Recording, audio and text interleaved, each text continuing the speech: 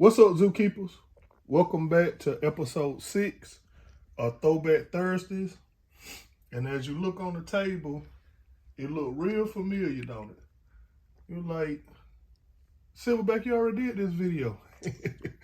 But today's video is the Sega 32X. The Sega 32X in North America was released November the 21st in 1994. It was an add-on developed by Sega in a response to the Atari Jaguar. For the Sega 32X, North America and Japan disagreed on the release of it. North America wanted to be released for a stopgap in between the Sega Genesis and the Sega Saturn, and Japan was like, nah, we just should go from the Sega Genesis to the Sega Saturn. Now, the Japan developers also wanted it to be a standalone system. And in my opinion, it should have been a standalone console.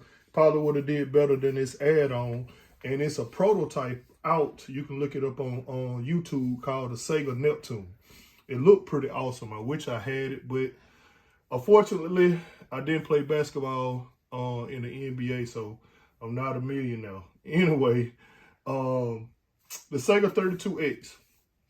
If you see it in most people's setups, it's in this along with the Sega CD that called the Tower or Power, as it's nicknamed. The Sega 32X had its own cartridges that won't fit inside the Sega Genesis.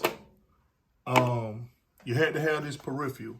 And it also, if you had the Sega CD, you had Sega CD 32X games that required both units in order to play on it. Now the Sega 32X will work on the Model 1, and it will work on the Sega CDX, despite what this say. This on the box says it's compatible with all Genesis units except the Sega CDX.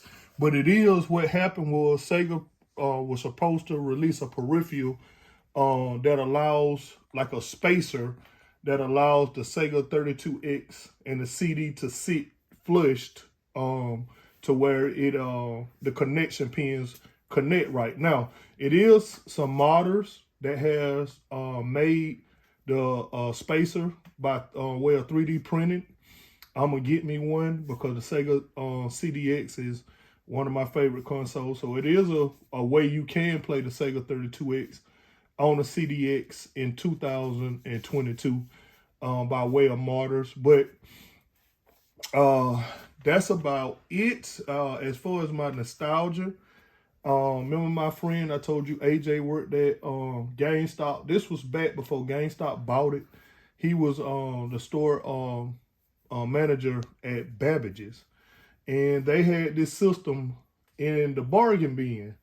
And he was like, hey, man, I know you up on PlayStation. I know you was a big Genesis fan, man. We got these things marked down.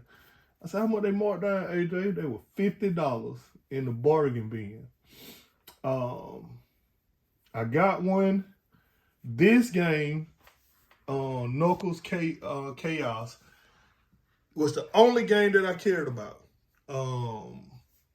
Sega 32X didn't have a per se Sonic game. That was the closest thing they had. I was a big Sonic fan. I loved the series.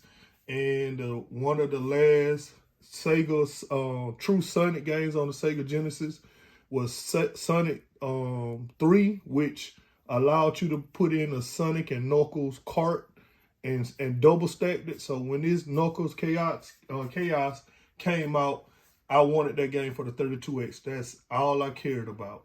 That's about it on the nostalgia.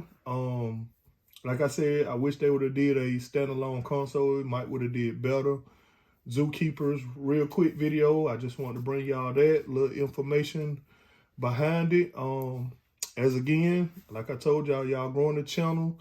I love bringing y'all these videos, telling about my history. I wish I could tell y'all more, but we didn't play a lot of 32X. At that time, we was more on the original PlayStation. I'm Silverback, your favorite gorilla. I'm beating on my chest, and I'm out.